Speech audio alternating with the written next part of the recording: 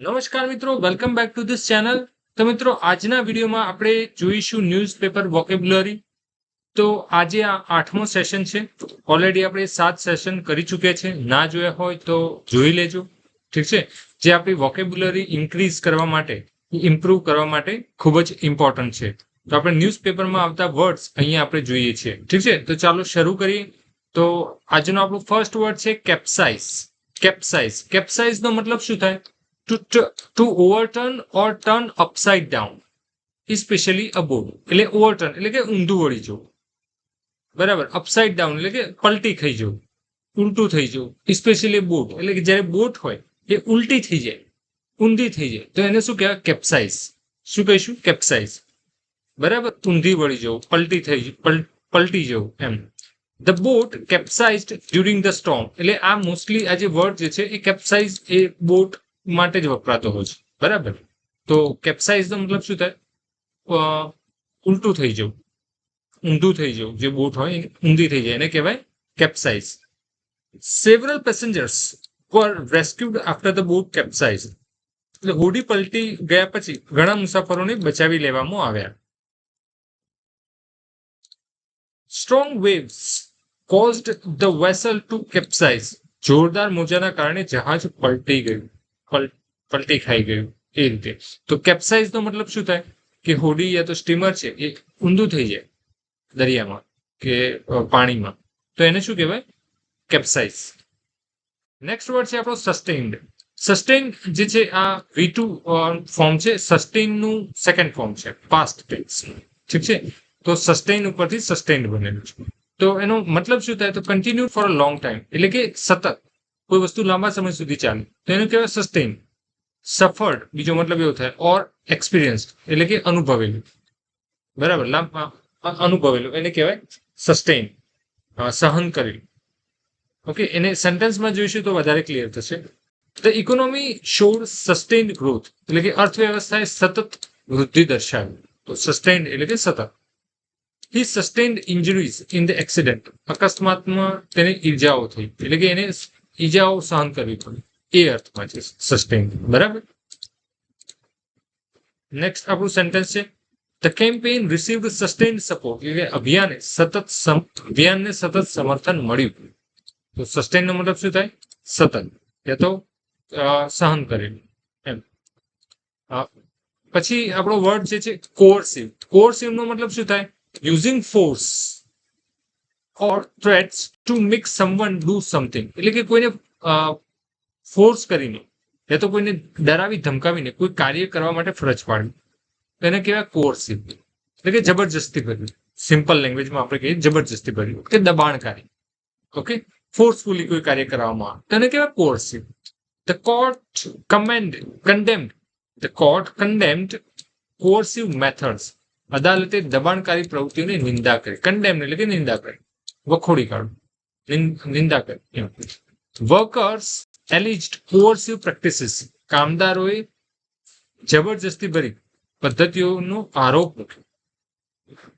The law prevents coercive actions. Prevents એટલે બચાવ, અટકાવવું, બચાવવું. કાયદો દબાણકારી પગલા અટકાવે છે. એટલે કોર્સિવ એટલે કે દબાણકારી કે જબરજસ્તી ભર્યું. ઓકે, તો કોર્સિવ. નેક્સ્ટ વર્ડ છે આપણો અનઅર્થ. અનઅર્થ. અનઅર્થ નો મતલબ શું થાય? અનર્થ નહીં, ઠીક છે. ગુજરાતીમાં અનર્થ કહીએ એ નહીં. અનઅર્થ એટલે કે જો અહીંયા અર્થ છે અને પછી આગળ અન, તો એનો વિરોધાર્થી મળે છે. તો અનર્થ નો મતલબ થાય ટુ ડિસ્કવર સમથિંગ હિડન ઓર અનનોન. એટલે કે જે અનનોન છે, કોઈ હિડન છે, એને શોધી કાઢવું, તો એને કહેવાય અનઅર્થ કહેવાય. અનઅર્થ તો શોધી કાઢવું, બહાર લાવવું. એના સેન્ટેન્સ જોઈએ આપણે તો the investigators unearth new evidence. તપાસકર્તાઓએ નવા પુરાવા શોધી કાઢ્યા. Archaeologist unearth ancient artefacts. એટલે પુરાતત્વવિદોએ પ્રાચીન વસ્તુઓ શોધી કાઢી. The audit unearth financial irregularities. એટલે ઓડિટમાં નાણાકીય ગેરરીતિઓ બહાર આવી. અનઅર્થ એટલે કે કોઈ સિચ્યુએશન છે, મતલબ કોઈ એવિડન્સ શોધી કાઢવા કે જે અત્યાર સુધી શોધાયા ના, એને બહાર લાવ, બરાબર. એટલે કે કોઈ છુપી વસ્તુ છે એને બહાર લાવ, એને કહેવાય અનર્થ. અનર્થ.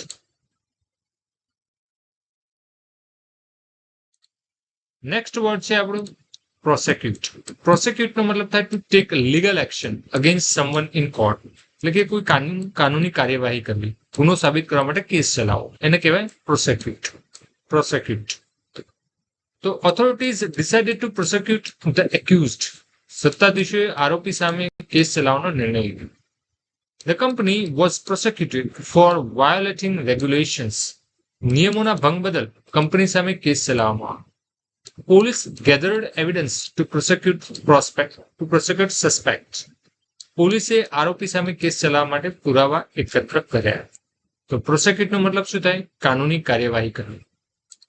નેક્સ્ટ વર્ડ છે આપણો લેગસી. લેગસી નો મતલબ થાય something handed down from the past, એટલે કે વારસો, વારસાગત પ્રભાવ, એટલે કે જે વારસો આપણને મળે છે એને શું કહેવાય?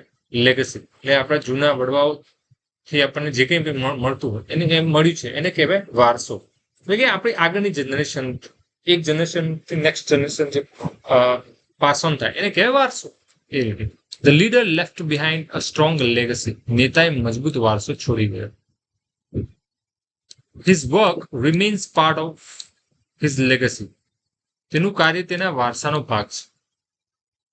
The monument. મોન્યુમેન્ટ એટલે કે સ્મારક is a legacy of history.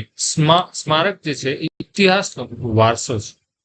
તો લેગસી નો મતલબ શું થાય? વારસો. ડિફેક્શન. ડિફેક્શન નો મતલબ શું થાય? Living one political party or group to join another, એટલે કે પક્ષ પલટો. એક પાર્ટી છોડીને બીજી પાર્ટીમાં જોઈન થવું, એટલે કે એક પક્ષ પલટો કહેવાય. એને શું કહીશું? ડિફેક્શન. ધ એમએલએઝ ડિફેક્શન શોક્ડ ધ પાર્ટી, એટલે કે ધારાસભ્યના પક્ષ પલટાથી પક્ષને આઘાત લાગ્યો. Political defections increased before elections. ચૂંટણી પહેલા પક્ષપલટા વધ્યા. The law aims to prevent defection. એટલે કાયદો પક્ષપલટો અટકાવવા માટે છે.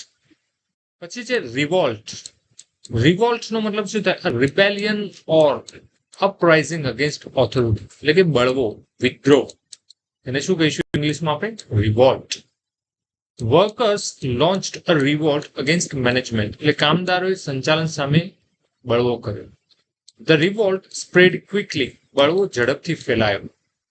સિટીઝન્સ સ્ટેક્ડ અ રિવોલ્ટ અગેન્સ્ટ અનફેર ટેક્સીસ. નાગરિકોએ અન્યાયી કર સામે બળવો કર્યો. પછી છે ફેક્શન. ફેક્શન એટલે કે a small group within a large group, often with different views, એટલે કે જૂથ જેને કહેવાય. તો શું કહે છે કે મોટા ગ્રુપમાં એક મોટું ગ્રુપ છે, એની અંદર એક નાનું ગ્રુપ હોય, બરાબર, કે જે આખા ગ્રુપથી અલગ વ્યૂ ધરાવતું હોય, બરાબર, અલગ વ્યૂ હોય, એના વિચારો અલગ હોય. તો એ શું છે? આને શું કહેવાય? ફેક્શન. ઓકે, એક નાનું ગ્રુપ જે અલગ પ્રકારના વ્યૂ ધરાવે છે, એક મોટા ગ્રુપ, તો એને કહેવાય faction. A party faction opposed the decision, એટલે કે પક્ષના એક જૂથે નિર્ણયનો વિરોધ કર્યો. The organization was divided into rival factions. સંસ્થા વિરોધી જૂથમાં વહેંચાઈ ગઈ. The faction demanded a leadership change. જૂથે નેતૃત્વ બદલવાની માંગ કરી. તો ફેક્શન નો મતલબ શું થાય? જૂથ. એક મોટા ગ્રુપમાં એક નાનું જૂથ કે જે આખા ગ્રુપથી અલગ પ્રકારનો વ્યૂ ધરાવે છે. નેક્સ્ટ છે ઇન્ફિલ્ટ્રેટર. ઇન્ફિલ્ટ્રેટર એટલે a person who secretly enters a group or a place for a hidden purpose. એટલે કે કોઈ એવો પર્સન કે જે સિક્રેટલી, એટલે છાનું માનું કોઈ ગ્રુપમાં એન્ટર થાય, તો કોઈ પ્લેસ, જગ્યા પર એન્ટર થાય, કોઈ એના હિડન પર્પઝ માટે, કોઈ ગુપ્ત પર્પઝ માટે એને એન્ટર થાય, તો એ પર્સન શું કહેવાય? ઇન્ફિલ્ટ્રેટર, એટલે કે ઘૂસણખોર આપણે જનરલી કહીએ છીએ. સિક્યુરિટી ફોર્सेस એરેસ્ટેડ અન ઇન્ફિલ્ટ્રેટર, એટલે સુરક્ષા દળોએ એક ઘૂસણખોરની ધરપકડ કરી. The infiltrator crossed the border illegally. ઘૂસણખોરે ગેરકાયદે સરહદ પાર કરી. Authorities identified an infiltrator quickly. સત્તાધીશોએ ઘૂસણખોરને ઝડપી ઓળખી લીધો. તો ઇન્ફિલ્ટ્રેટર મતલબ શું થાય? ઘૂસણખોર. પછી છે ઇન્ડેટેડ. ઇન્ડેટેડ નો મતલબ શું થાય? કોઈ મની, એટલે કે કોઈના આપણા શું કહેવાય કે કોઈ જોડેથી પૈસા લીધા હોય તો આપણે ઇન્ડેટેડ કહેવાય. બરાબર, સામેવાળાથી. પછી ગ્રેટફુલ ટુ સમવન, એટલે કે કોઈ આપણા ઉપર કોઈ ઉપકાર કર્યો અને આપણે જે ફિલિંગ ધરાવીએ કે હા એને મારા જોડે સારું કર્યું છે, તો આપણે શું થાય, એના ઋણી થઈ એમ, તો એને પણ ઇન્ડેટેડ કહેવાય. બરાબર, યા તો પૈસે ટકે દેવામાં ડૂબેલો હોય એને પણ શું કહેવાય, indebted. The company is heavily indebted, company ભારે દેવામાં ડૂબેલી છે. Many farmers are indebted to banks, ઘણા ખેડૂતો બેંકના દેવામાં છે. He felt indebted to his teachers, તે પોતાના શિક્ષકનો ઋણી અનુભવતો હતો, પોતાના શિક્ષકોનો ઋણી અનુભવતો હતો.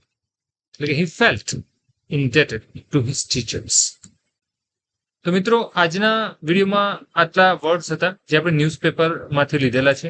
તો આઈ હોપ કે તમને આ રીતે જે આપણી સિરીઝ છે એ પસંદ આવતી હશે અને આ વિડીયો પણ પસંદ આવ્યો હશે. અગર પસંદ આવ્યો હોય તો લાઈક અને શેર કરજો. તો મળીએ નવા વિડીયોમાં. ત્યાં સુધી બાય બાય.